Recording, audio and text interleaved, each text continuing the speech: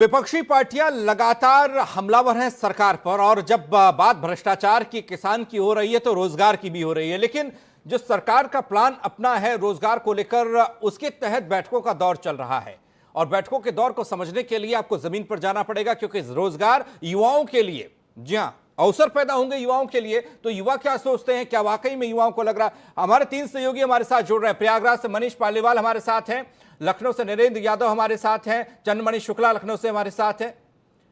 सबसे पहले चंद्रमणि शुक्ला आपके पास हम आ रहे हैं और जानने और समझने की कोशिश। अंदर तो बैठकों का दौर चल रहा है, बाहर क्या गर्मी कम है, क्योंकि लगातार बेरोजगार युवा भी रोजगार की तलाश कर रहा है। जी बिल्कुल, अगर हम बात करें जो बैठक चल रही, बैठकों से युवाओं को काफ़ी उम्मीद है, क्योंकि जिस तरह से मुख्यमंत्री ने घोषणा की है कि 6 महीने के अंदर नौकरी मिलेगी, तो जो युवा है जो तैयारी कर रहा है उसको बहुत उम्मीद जगी है। चूंकि मुख्यमंत्री ने कहा है, उसको लेकर बैठक कर रहे हैं, उसको लेकर तमाम आयोगों के आज अध्यक्ष बुलाए गए हैं। हमारे साथ कई युवा भी मौजूद, हम उन्हीं से बात करेंगे। अगर आज की बैठक की बात करें तो आज की बैठक से कितनी उम्मीदें हैं आप लोग? पहली बात तो मैं सरकार को धन्यवाद देना चाहता हूं कि सरकार इतने दिनों के बाद रोजगार के लिए जागी है। और जब सरकार विज्ञापन निकालेगी तो हम लोग ये कोशिश करते हैं कि सरकार विज्ञापन निकालने से बेटर है कि उनकी परीक्षाएं समय पे करवाए और समय पे नियुक्त पत्र बांटे।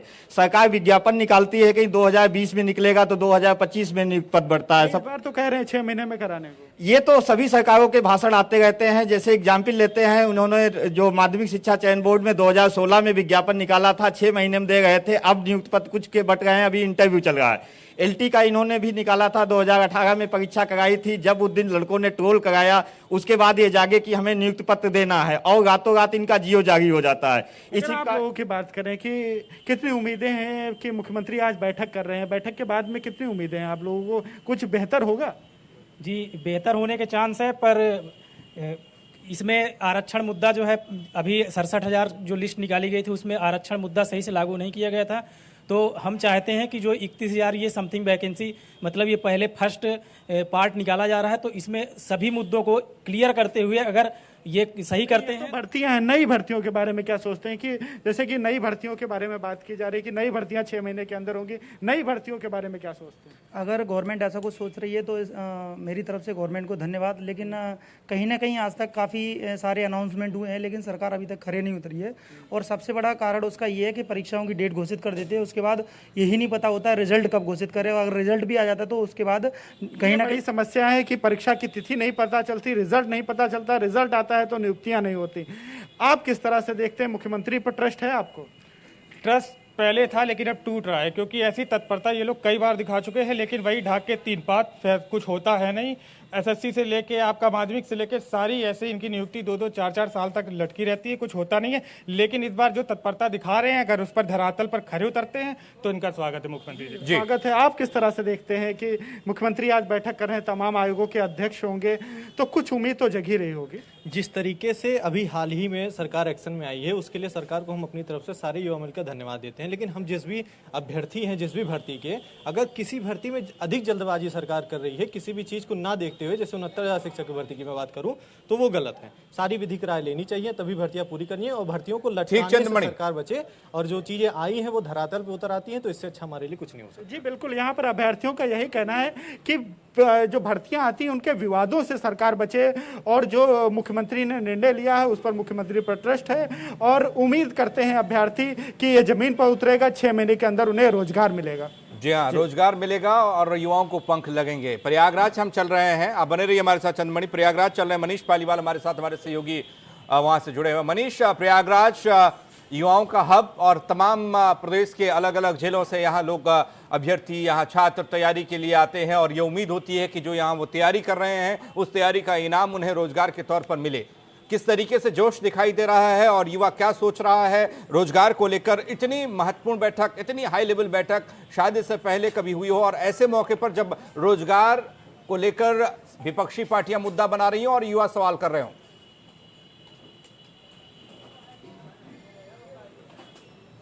पिछले दिनों एक सरकार का फरमान आया था कि जो सरकारी नौकरी होगी 5 साल की संविदा पर होंगी, जिसको लेकर छात्रों में, प्रतियोगी छात्रों में काफी नाराजगी थी। लेकिन आज जो ये बैठक चल रही है लखनऊ में, जिसमें तमाम आयोगों के अध्यक्ष हैं जो जल्द ही अगले 6 महीने में भर्तियों को शुरू करने जा रहे हैं, उसको लेकर छात्रों में एक खुशी है, उनके लिए राहत की बात है। सालों प्रयागराज में अलग अलग जिलों से आकर लोग रहकर प्रतियोगी परीक्षाओं की तैयारी करते हैं, तो उन छात्रों को इस बैठक से क्या उम्मीदें हैं, वो क्या कहते हैं इस बैठक को लेकर, उनसे बात करेंगे। ये आपको क्या उम्मीद है जो बैठक हो रही है, इससे क्या चाहते हैं? सर, सबसे पहले बहुत बहुत धन्यवाद, मुझे बोलने का मौका मिला। उम्मीदें यही है कि सरकार जब 2017 में इन्होंने सरकार बनाई तो उन्होंने कहा था कि 2 करोड़ नौकरियां हम देंगे। 2 करोड़ नौकरियां नहीं मिली और नौकरियां चली गई। जितनी भी वैकेंसियां हैं, सारी वैकेंसियां कोर्ट में फंसी हुई हैं। और सबसे बड़ी चीज उच्चतर की है, जिसकी 3500 से अधिक पद सृजित करने की बात है, जो आ भी चुके हैं, जो अभी तक सृजित नहीं किए गए। दूसरी चीज, लोक सेवा आयोग में हो रही धांधलियां और लोक सेवा आयोग में हो रही अनियमितताएं। हिंदी मीडियम के जो बच्चे हैं वो अपने आप को असहाय फील कर रहे हैं। एक बच्चे ने इसी असहायता में जा करके जो है फांसी भी लगा ली। बिल्कुल आप सही कह रहे हैं कि जो भर्तियां हो, ये चाहते हैं कि वो किसी विवाद की तरह का हो, भर्तियां निष्पक्ष तरीके से। आपको क्या उम्मीद है, क्या कहेंगे? आगे आइए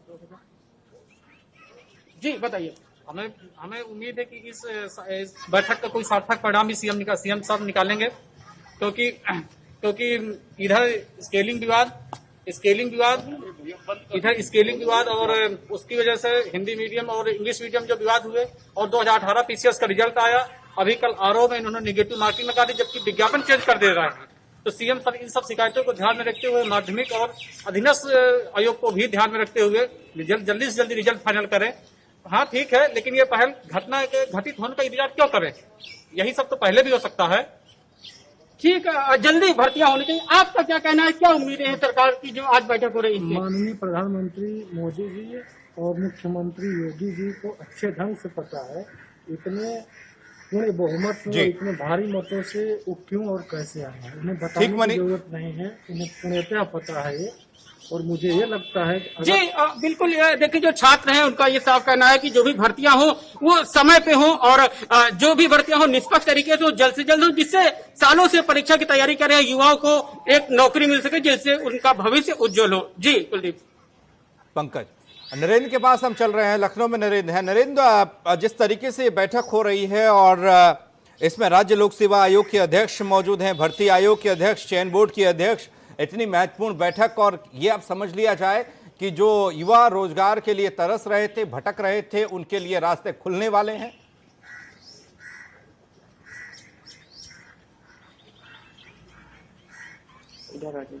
अगर चला जाए जिस तरीके से विपक्षी पार्टियां और युवाओं में आक्रोश दिख रहा था, भर्ती को लेकर तमाम तरीके के सरकार पर हमले हो रहे थे, उसको देखते हुए मुख्यमंत्री योगी आदित्यनाथ के आवास पर ये बैठक शुरू हो चुकी है, जिसमें सभी विभागों के वरिष्ठ अधिकारी मौजूद हैं। जो भर्ती बोर्ड होते हैं, चयन बोर्ड होते हैं, चाहे वो शिक्षा विभाग हो, चिकित्सा विभाग हो, विद्युत विभाग हो, और तमाम और विभागों के चेयरमैन और उसके बोर्ड के अध्यक्ष यहाँ पर मौजूद हैं। पूरे खाके के साथ, पूरी तैयारी के साथ मुख्यमंत्री के पास आए हैं और पूरा प्रेजेंटेशन रखेंगे और अपनी डिमांड रखेंगे कि हमें विभाग चलाने के लिए हमें इतने अधिकारियों की, कर्मचारियों की ज़रूरत है, उस हिसाब से भर्ती की जाएगी। निश्चित तौर पर युवा, उत्तर प्रदेश के जो युवा थे, बेरोजगार थे, वो इस तलाश में थे कि सरकार भर्ती कब निकालेगी। कई सवाल थे उनके मन में, इसी के चलते सीएम योगी आपके पीछे भी कुछ युवा खड़े हैं, अगर सवालों से रूबरू हो जाए तो अच्छी बात है। उनके मन में क्या सवाल चल रहा है? चुनाव है, बिल्कुल बिल्कुल हम बात करेंगे कि अब तक भर्तियां नहीं हो रही थी। उत्तर प्रदेश सरकार अब भर्ती के लिए बैठक कर रही है। मुख्यमंत्री योगी आदित्यनाथ अपने आवास पर बैठक कर रहे हैं, जल्द ही वैकेंसियां निकलेंगी। क्या उम्मीदें हैं आपको, क्या चाहते हैं, कैसी हो?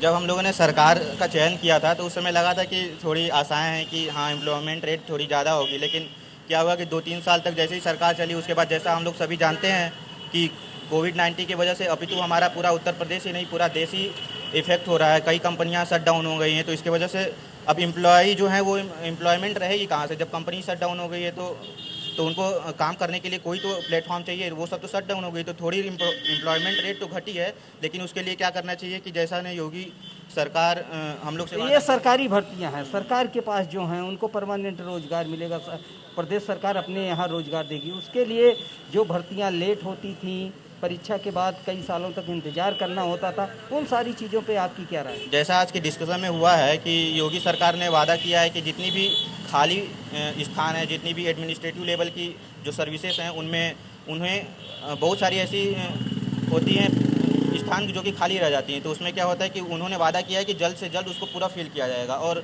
हमारी युवाओं से भी थोड़ा रिक्वेस्ट है कि जैसे अगर कुछ पढ़े लिखे युवा होते हैं, जैसे ग्रेजुएट किए होते हैं, तो उसमें वो अलग PSU लेवल की भी एग्ज़ाम की तैयारी कर सकते हैं। और 50% लोगों को ये लगता है कि करेंगे हम कुछ नहीं, लेकिन हमें रोज़गार चाहिए, तो ऐसा भी नहीं हो सकता।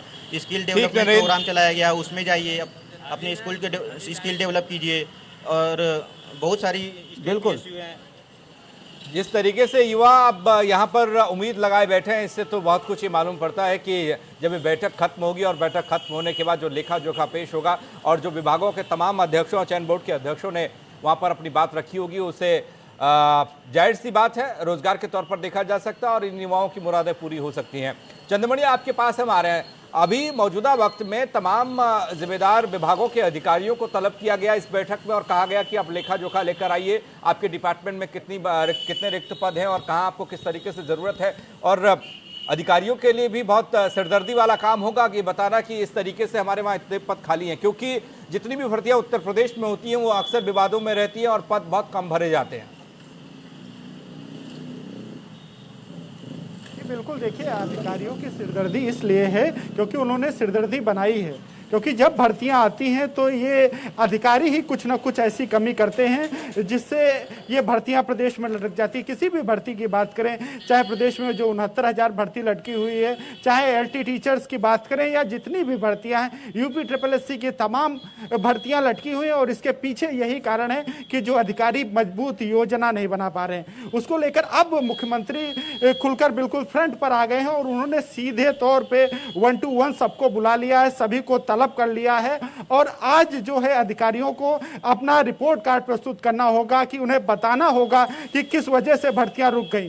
चाहे हम UPSSC की बात करें, UPSSC की तमाम भर्तियां रुकी हुई और अब इन्हीं भर्तियों की वजह से दिक्कत है। युवा बेरोजगार है और युवा के मन में सवाल है, मुंह में सवाल है और निशाने पर सरकार है। बहुत बहुत शुक्रिया आपका चंद्रमणि।